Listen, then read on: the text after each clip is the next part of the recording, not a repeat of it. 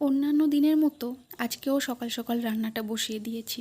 না, আজকে যদিও অনেক প্ল্যান করেই রান্নাটা বসিয়েছি, কারণ আজকে সকালবেলা রান্নাটা করে যেহেতু দোল উৎসব, বাড়িতে একটু ভালো করে পূজা দেব। তারপর আমাদের বাড়ির সামনে হরিনাম হচ্ছে, সেখানে একটু ঠাকুরের ওখানে যাব।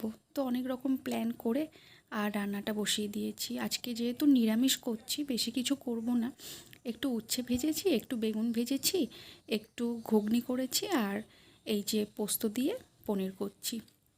পনিরটা আসলে সবাই খায় না, আমি খুব ভালোবাসি, বাচ্চারা খুব ভালোবাসে, কিন্তু প্রভাকর একদম পনির খেতে চায় না।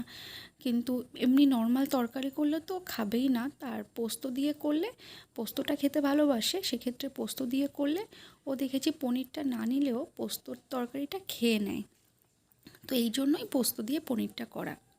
রান্না প্রায় হয়ে এসছে, নামানোর আগে একটু জিরে ছড়িয়ে দিলাম, একটু এলাচ গুঁড়ো ছড়িয়ে দেব, আর একটু সর্ষের তেল ছড়িয়ে দেব। সর্ষের তেল দিলে না খেতে বেশ ভালো লাগে। দেখা যাক কেমন লাগলো, দেখে তো বেশ ভালোই লাগছে, কালারটাও খুব ভালো এসছে। আর দুজন কাছের মানুষ আমাদের বাড়িতে রং খেলতে এসছে। এখন তো সবারই দুটো একটা করে বাচ্চা, বাড়িতে বাচ্চাটা একা একা খেলবে, তাই ওরা এখানে চলে এসছে রং খেলতে। আর এখন না ওরা আমাদের ফ্যামিলির মতো হয়ে গেছে, মানে আমাদের সঙ্গে ওদের খুবই ভালো একটা সম্পর্ক। ওরা যখন ভালো লাগে আমাদের এখানে আসে, আমাদের যখন ভালো লাগে ওদের ওখানে চলে যাই, আমরা একদম নিজেদের মতো হয়ে গেছে। আর বাচ্চাগুলো খুব আনন্দ করছে, নিজেদের থেকে আমরাও ছোটোবেলায় এইভাবেই রং খেলেছি, এখন বাচ্চাদের জন্যই আনন্দটা করা বিশেষ করে।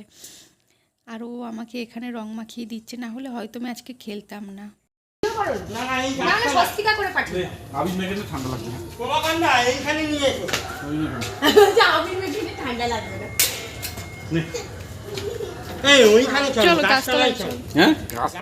ওর ছেলে আর আমার ছেলে, আমরা মানে ওর বাচ্চাগুলো একই স্কুলে পড়তো, তো সেই থেকে ওদের সাথে আমাদের সম্পর্ক, চেনা পরিচয়। তারপরে আজকে 2-3 বছর হয়ে গেল, কিন্তু ওর সঙ্গে আমার সম্পর্কটা মানে আরও ভালো হয়ে গেল। একটা সম্পর্ক টিকিয়ে রাখতে গেলে না দুজনের মধ্যে দুটো তরফ থেকেই সেই ভালোবাসা, সেই সম্মানটা থাকতে হয়। তো আজকে 2-3 বছর হয়ে গেল আমাদের বন্ধুত্ব, কিন্তু বিশ্বাস করো আজকে আমার একদম ফ্যামিলির মতো হয়ে গেছে।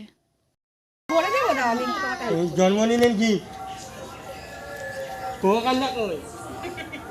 আরে এই কালার কোনো তোমার চাপ নিও না, জল দিয়ে হ্যাঁ, এই তো তুমি তো তেল লাগিয়ে লাগালে, আমি এবছর তেল মাখি। ওই কাকাইকে দিয়েছো, ওই কাকাই পাকাবে না, ওই যে ও এখনই দিয়ে দিয়েছো।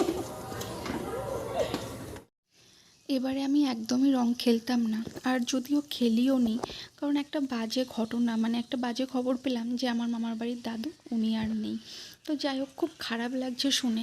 না, দাদুর বয়স হয়ে গেছে, উনি অনেক দিন ধরে অসুস্থও ছিলেন, কিন্তু যতই হোক দাদু না, ছোটোবেলার অনেক কথা মনে পড়ছে। যখন মামার বাড়িতে যেতাম, দাদুর সঙ্গে অনেক স্মৃতি আছে, সেগুলো খুব মনে পড়ছে।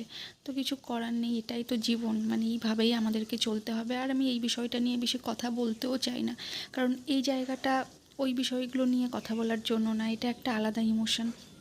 আর ওরা এসছে আমাদের বাড়িতে রং খেলতে, ওর যখন মানে ঘটনাটা শুনি তখন ওরা বেরিয়ে গেছে। আর ওরা এত আশা নিয়ে এসছে এখানে, আমি চাই না ওরা মানে আমার জন্য আমি মন খারাপ করে বসে থাকলে না ওরা আর খেলতে পারবে না, কারণ ওরা তো আমাদের জন্যই এসছে। তো আমি চাইছি যে ওরা ভালো করে আনন্দ করুক, আনন্দ করাটাই বড় কথা। আমি চাই না আমার জন্য কেউ মন খারাপ করে বসে থাকুক, কি আমার জন্য বাচ্চাগুলোর খেলাও নষ্ট হয়ে যাক। আর ওই বাচ্চাগুলো খুব আনন্দ করছে এখানে, তো ওদের সঙ্গে আমিও যতটা পাচ্ছি ওদের সঙ্গে সঙ্গ দিচ্ছি। আর এখানে প্রভাকর সবাইকে রং মাখাচ্ছে, ওকে কেউ মাখাতে পারছে না, তাই বিদ্যাশ্রী ওকে ধরে আচ্ছা করে রং মাখিয়ে দিল।